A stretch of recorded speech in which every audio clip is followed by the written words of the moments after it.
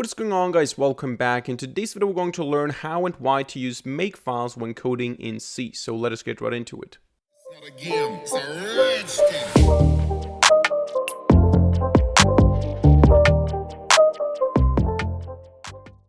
Alright, now in order to understand why we should use Makefiles when coding in C or also in C++ for that matter, we're going to go through a simple compiling and linking process manually, and then we're going to compare that with using a Makefile. We're going to see the differences in how much easier it is to use Makefiles instead of doing everything repeatedly and manually.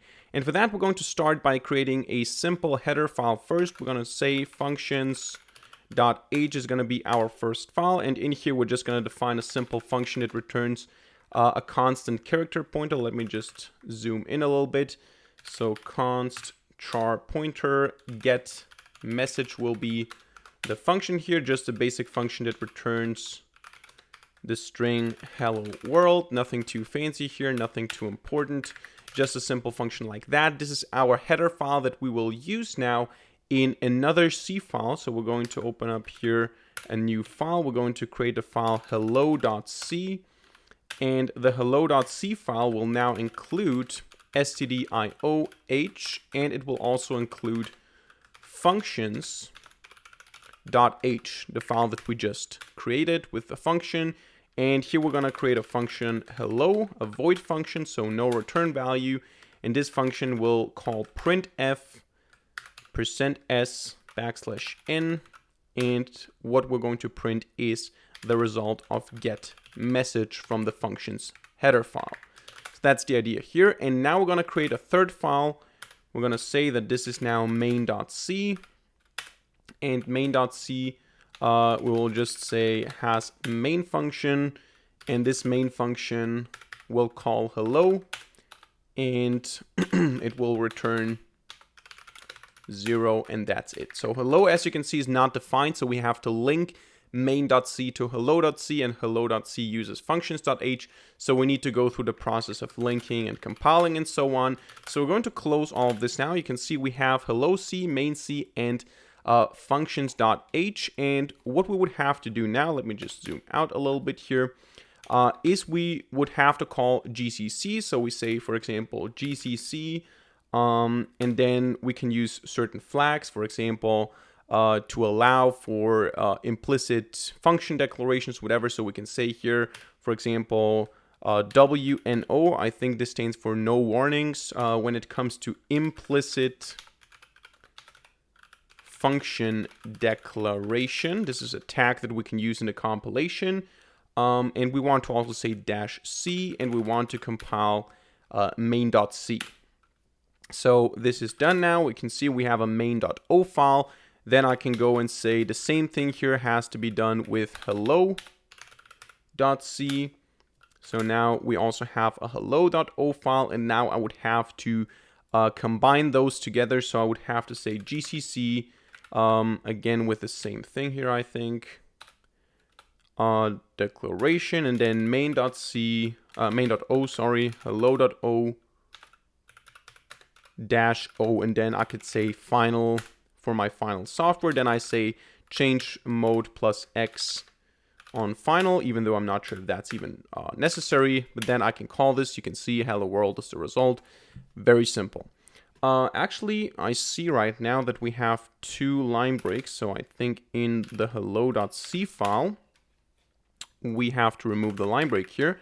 Otherwise, we have 2 line breaks. But now you can see the problem already. This was not even part of the tutorial. I didn't want to make that mistake. But now you can see the problem with not having a Makefile. I changed now that I want to have 1 less \n, 1 less line break.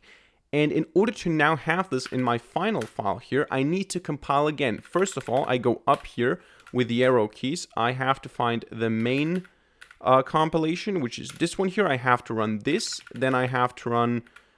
actually, I didn't have to run the main, but I would have to run at least the hello C, and then I would have to link them again together. Where was it? Here. And then I would have to again do the change mode if it's necessary, and then I would have to call this again, hello world. There you go. The idea of a Makefile now is that we can automate all this by using just certain commands. So what we do here is we create a new file, we call it Makefile. It's important that you either have a capital M or everything lowercase, so you cannot do something like Makefile.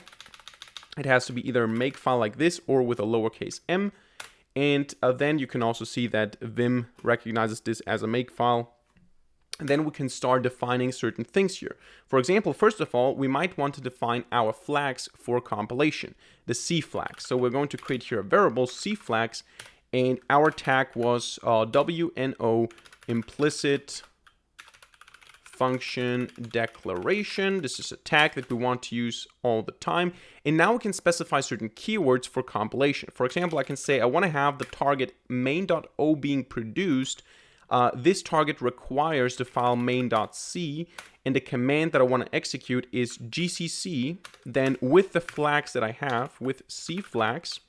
This is the syntax here. We use, we use the $sign and then the parentheses inside we have C flags. So this basically says gcc and whatever we have here. By the way, I can also add more flags. So here, if those were flags, I could also do this, and then all these flags would be added here.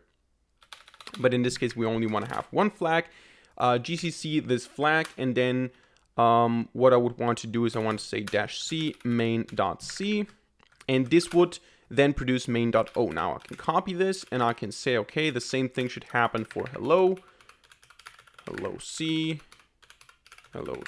there you go. And then, for example, I can say that I also want to have the final, which is the result of having main.o and hello.o. And the cool thing about this is whatever we have on the right side is required as a resource. So in order to produce final, I need to have main.o hello.o. Now, what happens if I don't have it? If I don't have it, what the Makefile does is it says, okay, I need to produce a main.o. Here I have the target main.o. This requires a main.c file. I execute this command, end up with a main.o, and then I can execute this command when I do the same thing for hello.o. But this is how that works. And now I can say, okay, if I have those, what I do is I say again, gcc, C flags, and then main.o, hello.o, -o final. And then what we can do here, this is also an interesting thing. We can add commands that are not just gcc commands. So I can say, for example, here, echo compiling the main file, for example. And I can then say down here, compiling the hello file. Or I could say here, echo linking and producing the final application. Whatever. Just some messages that I want to have here as a status. So then what I also do is I specify the keyword all to say final. So basically when I say make all, this is going to call the whole process chain here. And also one thing that is usually used is a clean command. So you can have a make clean, and this make clean, let's say removing all or removing everything but the source files. And then we can say rm main.o, hello.o, and final. And now we can also add other commands, like for example, here we might want to have change mode plus x final as a final piece. And now this file already works quite simply. So I have all this code here that we have written, and let me just clear the mess here. If I now say make all, in this case, it says nothing to be done for all, but if I say make clean, for example, it says echo removing everything but the source files, removing everything but the source files. We're going to fix that in a second here. And then it removes the files that we don't want to have. So if I say ls, we don't have the files anymore.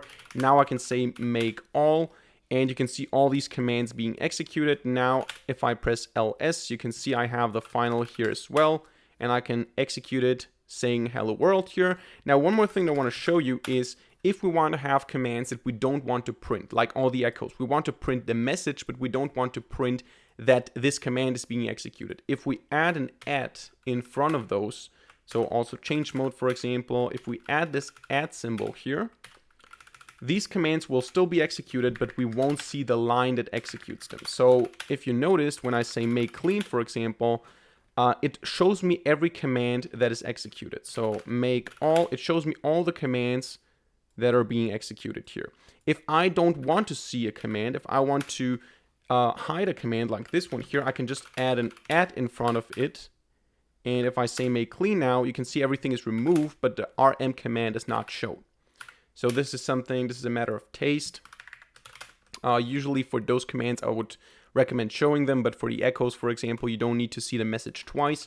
So this is something that you might want to not display. But now you can see how simple everything becomes. So I can go, for example, now into functions.h, and I can say hello YouTube instead of hello world. And I don't have to do everything myself. I can just say make clean, make all. So make clean didn't work because we don't have the file, so you cannot say make clean and make clean again. But now you can just see here, final, there you go, hello YouTube. I didn't have to do anything manually, I just say make all. Or of course I can also say here make clean, and then you can see we have none of the build files. So I can say now make main.o, and in this case only main.o is compiled. So this is why we use Makefiles. They make everything so simple. And in this case, this is a very, very small and trivial case. We have one simple flag. We have just a couple of meaningless files, very small files. If you're actually working on a big C project or C++ project, you want to have those things. They make everything much, much easier. You don't have to constantly compile and remember commands and press the up key 100 times to find the commands. Makefiles make your life way easier. So that's it for today's video. I hope you enjoyed it and hope you learned something. If so, let me know by hitting a like button and leaving a comment in the comment section down below. And of course, don't forget to subscribe to this channel and hit the notification bell to not miss a single future video for free. Other than that, thank you much for watching. See you in the next video, and bye.